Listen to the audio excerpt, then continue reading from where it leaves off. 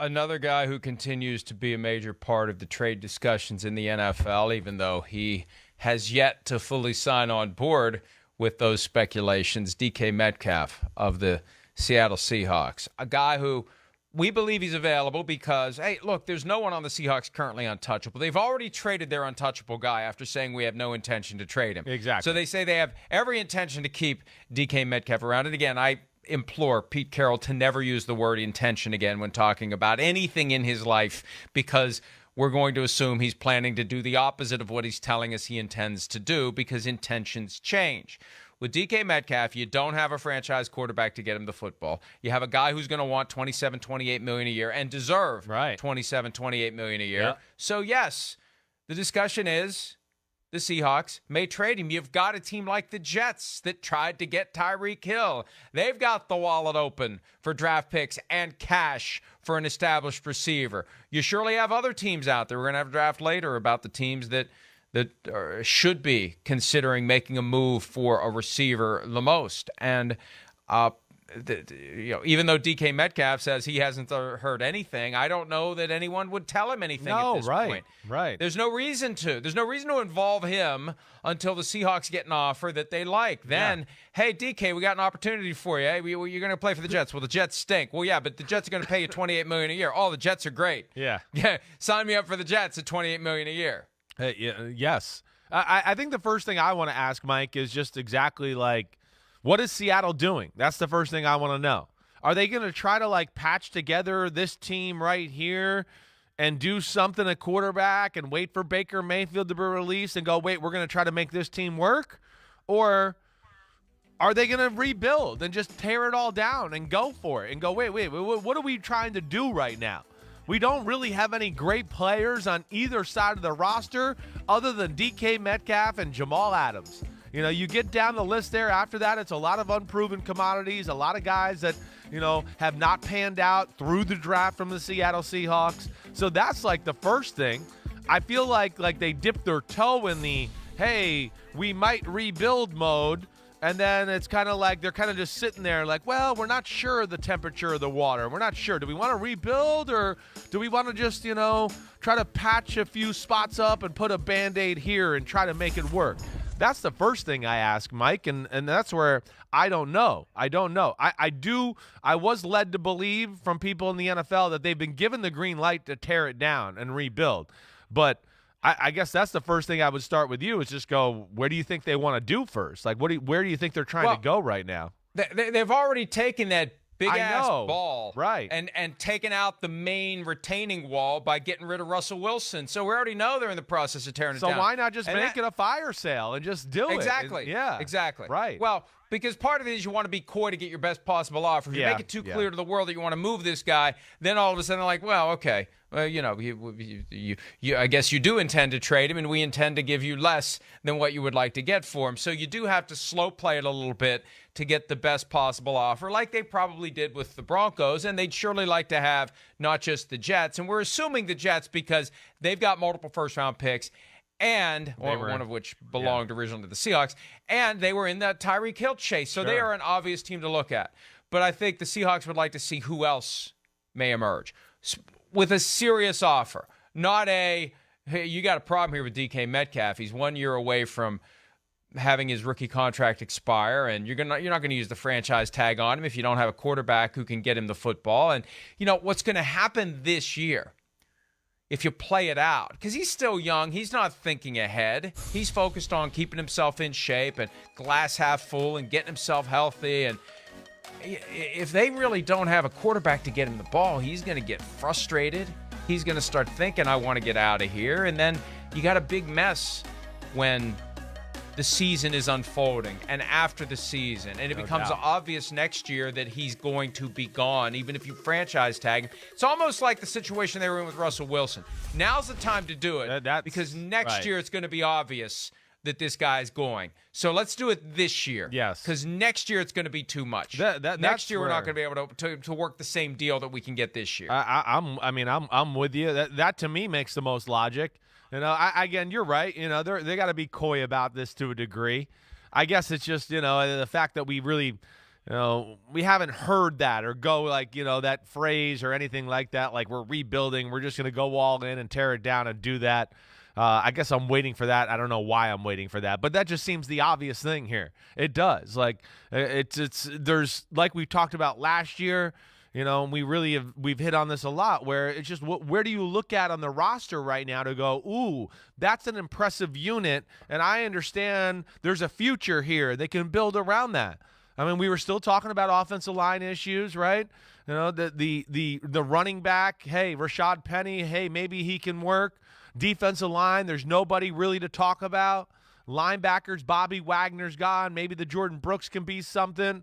They're throughout the roster they have issues. And to me, yes, I just look at that, and I think you said it right.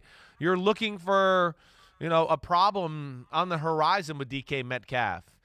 Do it now. Strike while the iron's hot, and continue to build these assets they got, and see if they can rebuild this team one more time for one last run for Pete Carroll and John Schneider.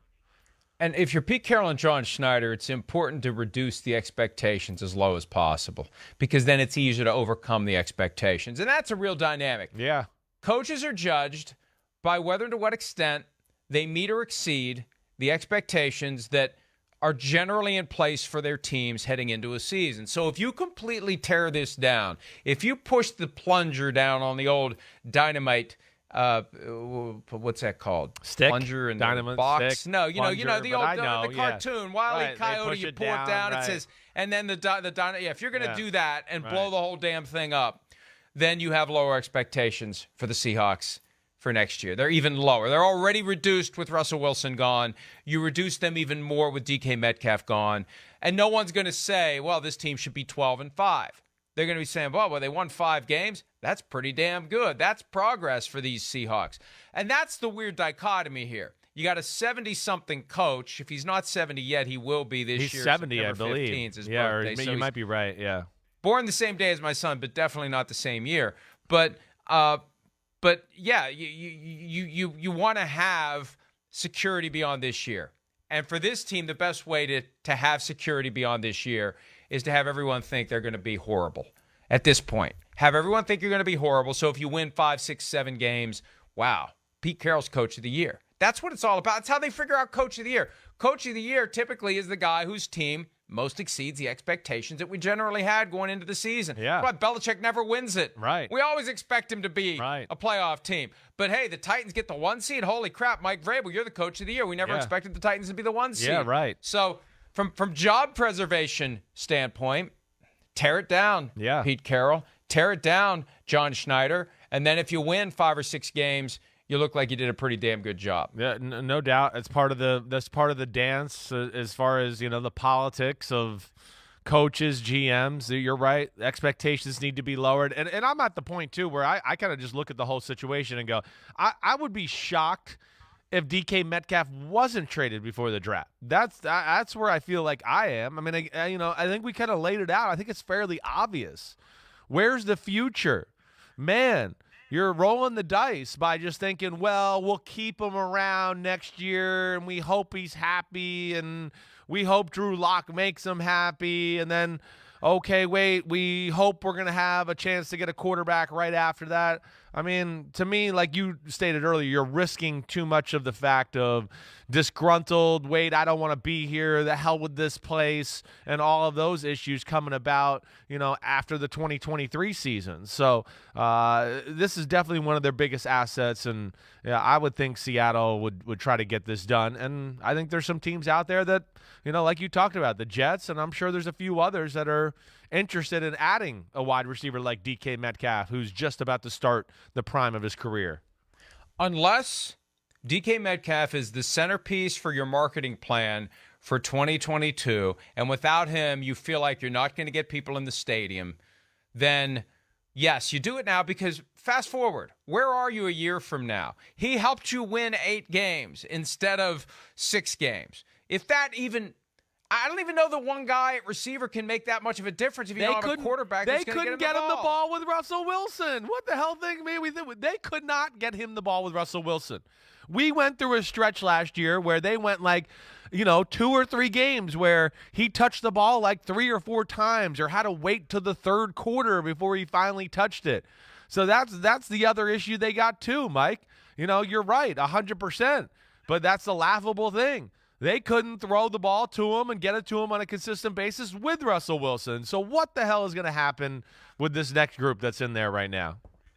What if they have an epiphany that they could, and I know this would be very un-Seahawk-like, what if they decide to use DK Metcalf the way the 49ers use Deebo Samuel? Yeah, he's capable of that. That's why when you said the Jets and all that, I just went, well, he'll fit in that, capacity. He's not quite he's a bigger human being, maybe can't accelerate the same way Deebo Samuel can. That's what makes him so special. It's 0 to 60 in 3 steps. But yeah, for this guy's he's a freak show. This is one of the greatest athletes in the NFL. Reverses, speed sweeps, throw him slants over the middle off a play action pass. That's why, again, you brought up the Jets, and that would fit, certainly. And I would think that the Seahawks are, like you said, hoping to get 2 or 3 more teams at the table here to drive up the price and really get some chatter going about this DK Metcalf situation. You've been saying this for a couple of years about Metcalf, and it is completely accurate. They don't do the things to get him the ball in space, to create mismatches. It's just run your route and get open, and maybe we'll throw you the football. Right. When you have a talent like that, it's incumbent on your offensive coaching staff and your head coach to allow it to happen, because I frankly think a lot of the time the head coach says, "Nah, we don't want to be fancy like that. That's too fancy for my liking. Come on, let's just go play football. Let's not do all this crap." No, this crap works.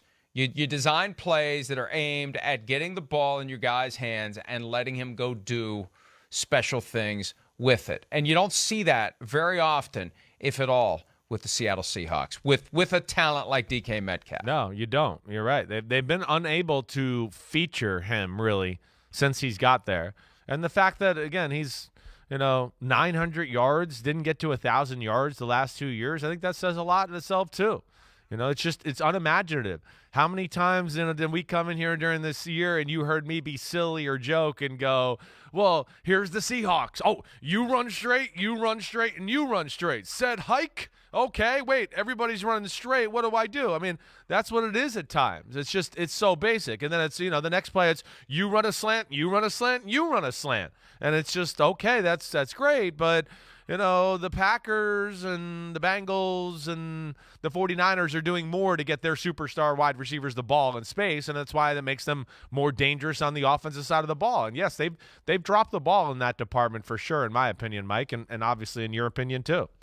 He did have 1,300 receiving yards in 2020. He had 900 as a rookie and 967 last year, but he did have 1,303 in 2020. Here's one for you. Here's an over-under for you. I got to mix it up. Over-under. Yeah.